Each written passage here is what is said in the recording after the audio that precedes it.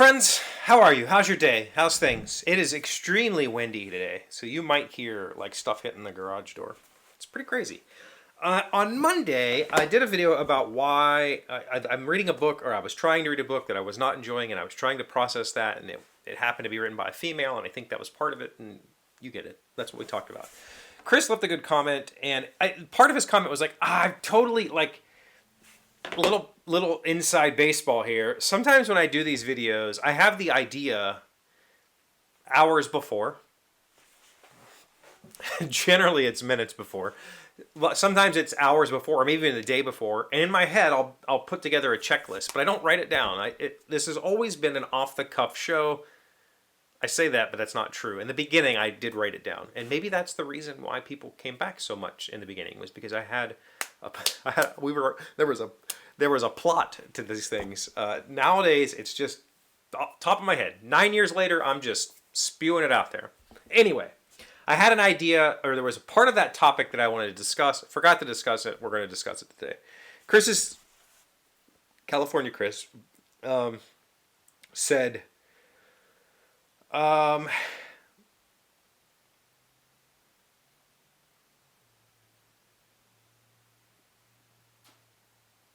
worst thing in the world would be everything being the same, written from the same perspective, same thoughts, same views. That would be boring.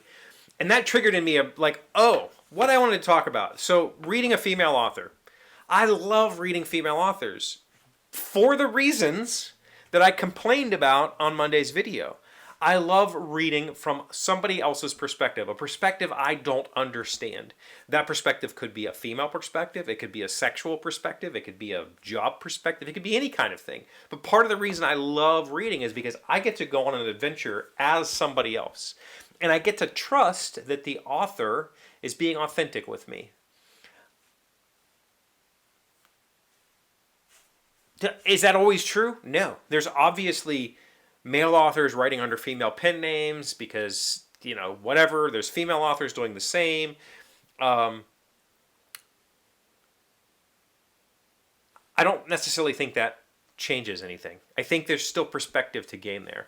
And ultimately, do I want to read nothing but books written by 40-something dudes who have some military experience? And, do I want to read from my perspective? No.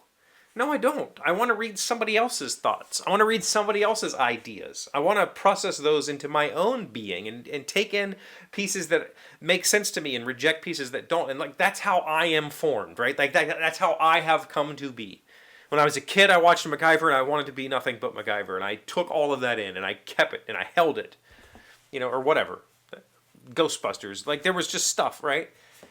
I still do that to this day, and I purposely seek out female authors who write female main characters who have maybe difficult journeys in their books because I part of it is I have two daughters.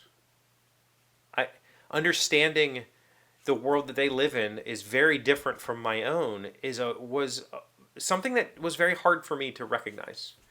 I don't know if I've told this story here, but I was at a convention one time when I saw a female friend of mine get harassed. In a very just kind of dude way. It was not like a, come here, B word. It was none of that. But it was a very dude, the guy said to her, who's the lucky, SOB who's going to get in your pants tonight? And I was just like, oh, what? Did you just, ew, what? And I had to walk away. You want to leave? And she's like, yeah. And so we left. I went to gather with some friends and had some drinks, and I sat and talked with her for a while. And I was like, does this happen to you often? And she was like, all the time.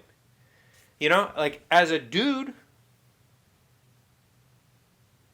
I'm sure there has to be men that it happens to. But this is a universal truth for females, not just the pretty ones or whatever you think. It happens to all of them. And it blew my mind. My daughter at that time was young, maybe 4 or 5 or something. She was young. No, I take that back. My oldest was probably 9, 10. My youngest was probably 5, 6, something like that. That was so disturbing. And so learning that people really act like that in the real world was a disturbing moment for me. And reading those kinds of stories really helps me find a perspective that go, oh, it's helped me grow as a person. I have a friend, I've read romance stories for the same reasons. I've read, bi romance stories for the same reasons. I've read LGBTQ plus romance stories for the same. I've read all kinds of stuff for those same reasons. I want to have those perspectives. I want to stop and think about it. And it's hard to when there's no story that you can imagine.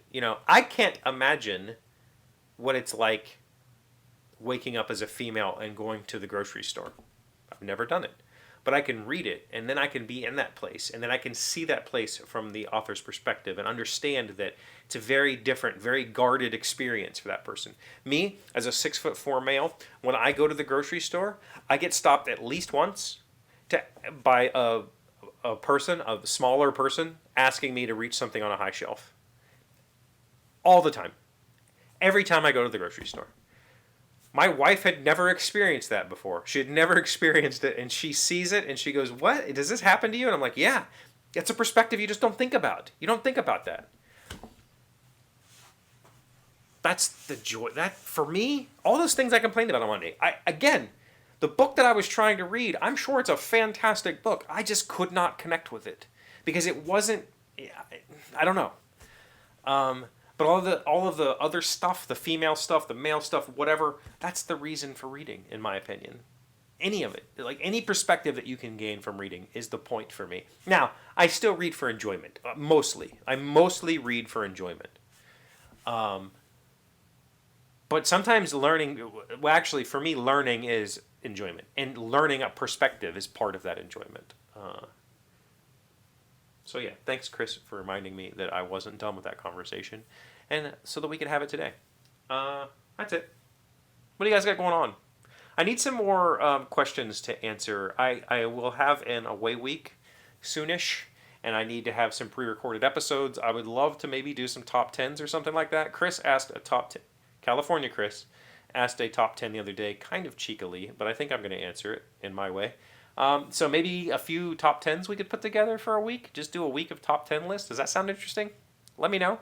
You can go to the comments. You can say yes or no. You could give me a topic to do a top 10 list on, and I will try to put some episodes together around that and have a week where we talk about that.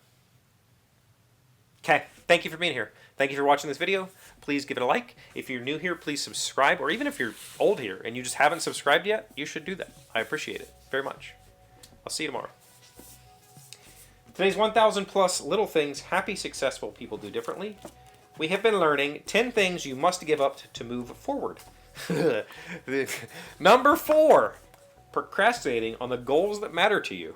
We have 2 primary choices in life: to accept conditions as they exist or to accept the responsibility for changing them. Don't give up trying to do what you really want to do. When there's love and inspiration, you can't go wrong. A year from now, you'll wish you had started today. Oh my goodness. So procrastination is bad. Somebody teach me how to not do it.